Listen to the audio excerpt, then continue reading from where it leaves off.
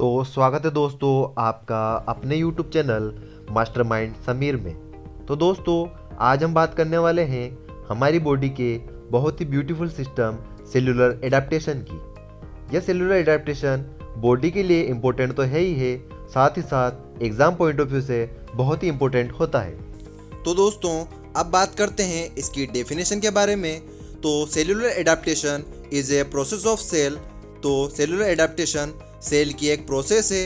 In this process, इस process के अंदर cell make adjustment against of any environmental changes occur in cell structure और function.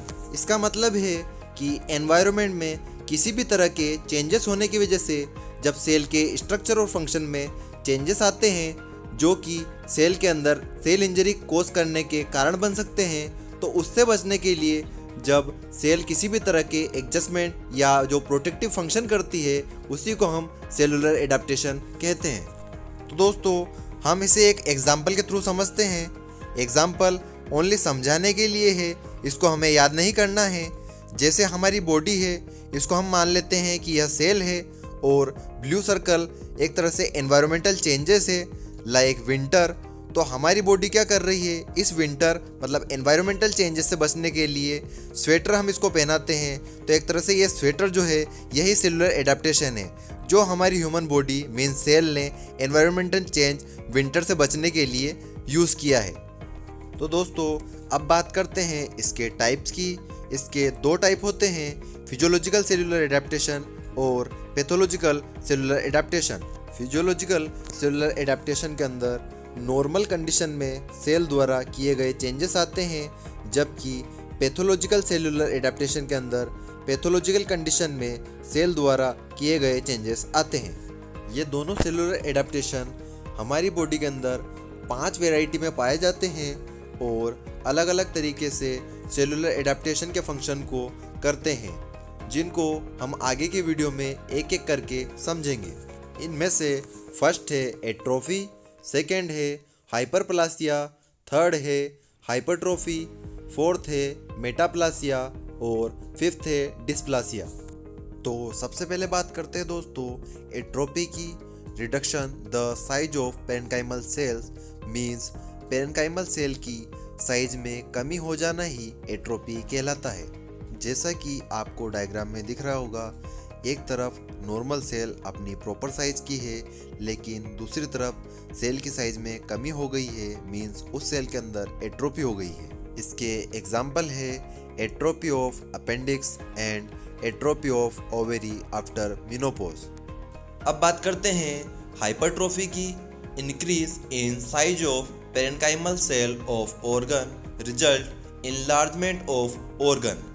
अब इसका मतलब क्या होता है कि जब पेरेन्काइमल सेल या किसी ऑर्गन की पेरेन्काइमल सेल जब अपनी साइज में बढ़ जाती है, जिसकी वजह से उस ऑर्गन का इनलार्जमेंट हो जाता है या ऑर्गन बड़ा हो जाता है, तो उसको हम बोलते हैं हाइपरट्रोफी।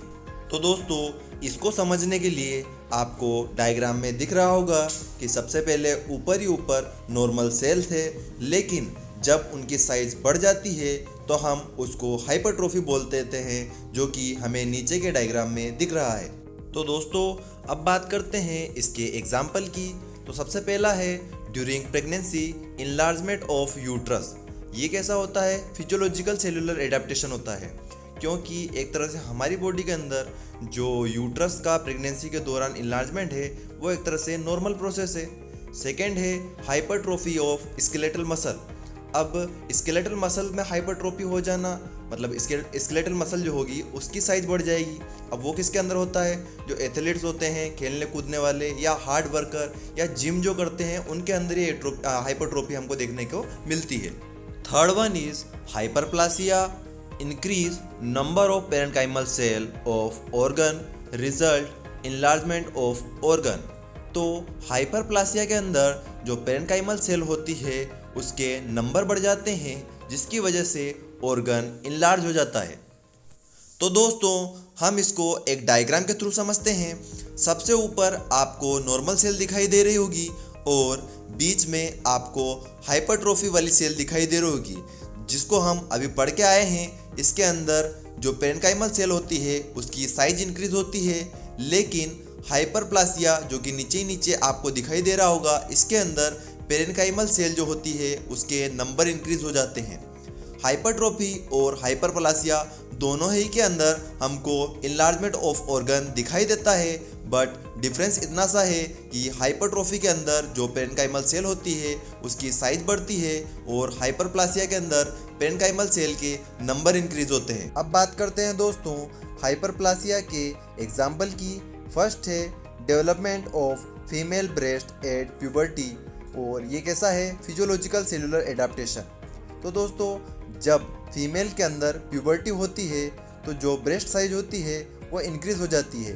और क्यों होती है, क्योंकि वहाँ की सेल के अंदर हाइपरप्लासिया हो जाता है, मीन्स वहाँ की जो सेल नंबर होते हैं वो इंक्रीज हो जाते हैं। सेकेंड है नेफ्रेक्टोमी ऑफ वन साइड।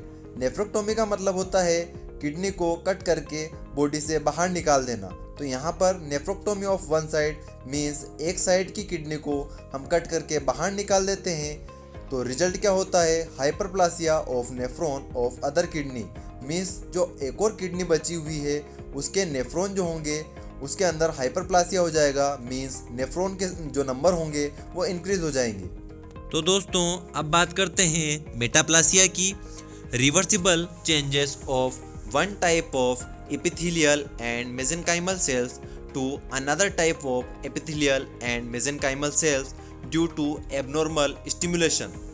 तो दोस्तों जब एक तरह की epithelial या mesenchymal सेल दूसरे टाइप की epithelial या mesenchymal सेल में चेंज हो जाती है, और क्यों चेंज हो जाती है, क्योंकि वहाँ पर कोई एबनॉर्मल स्टिमुलेशन वर्क करता है, तो इसको हम मेटाप्लासिया बोलते हैं। और ये कैसा होता है, रिवर्सिबल होता है, but back to normal on removal of stimulation called metaplasia. लेकिन यदि हम जो स्टिमुलेशन था या फिर जो एबनॉर्मल स्टिमुलेशन था उसको अगर हम रिमूव कर देते हैं तो वापस सेल नॉर्मल हो जाती है। सिंपल लैंग्वेज में एक सेल का किसी एबनॉर्मल स्टिमुलेशन के कारण दूसरे सेल में चेंज हो जाना ही मेटाप्लासिया कहलाएगा। अब बात करते हैं इसके एग्जाम्पल की। Metaplasia in bronchus due to smoke. तो जो लोग ज़्यादा स्मोकिंग करते हैं तो उनकी जो ब्रोंकस की सेल होती है वो एबनॉर्मल सेल में चेंज हो जाती है, क्योंकि यहाँ पर स्मोक एक तरह से एबनॉर्मल स्टिमुलेशन की तरह काम करता है। अब बात करते हैं फिफ्थ और लास्ट सेलुलर एडाप्टेशन डिस्प्लासिया की। A term used to describe the presence of abnormal cells within a tissue और ऑर्गन। तो दोस्तों डिस्प्लासिया क्या है, तो किसी टिश्यू और ऑर्गन के अंदर एबनॉर्मल सेल्स की प्रेजेंस ही डिस्प्लासिया कहलाएगी। यहाँ पर डिस्प्लेसिया को एक तरह से और समझ सकते हैं कि metaplasia plus hyperplasia is equal to dysplasia. अब बात करते हैं इसके एग्जाम्पल की। Dysplasia of respiratory tract means respiratory tract के अंदर एबनॉर्मल सेल्स प्रेजेंट है। तो दोस्तों आपको यह वीडियो कैसा लगा नीचे कमेंट बॉक्स में ज़रूर बताएं। वीडियो को लाइक करें, कमेंट करें और ज़्यादा से ज़्यादा शेयर करें। और जिसने भी अभी तक मास्टरमाइंड समीर को सब्सक्राइब नहीं किया है सब्सक्राइब कर लें और बेल आइकन को प्रेस कर दें ताकि आपको आने वाली अपडेट मिलती रहे।